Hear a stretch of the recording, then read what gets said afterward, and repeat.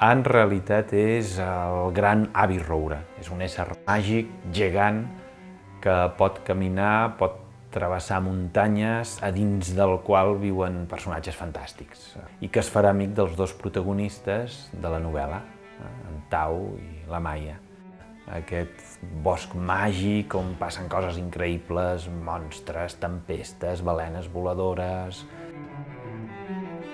Es tracta d'un llibre que es pot comparar amb La història interminable, amb grans clàssics de la narrativa juvenil, no sé, El viento en los sauces, Alicia en el País de les Meravelles.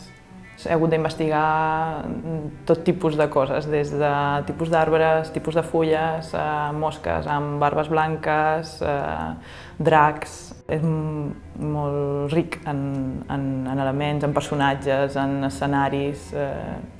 He tingut ganes de fer un viatge en el temps i poder parlar amb Emily Dickinson, inclús. Crec que A és un món màgic i a més és el gran món on tothom hi és benvingut. És un món que a vegades perdem quan creixem i que ens passem mitja vida enyorant.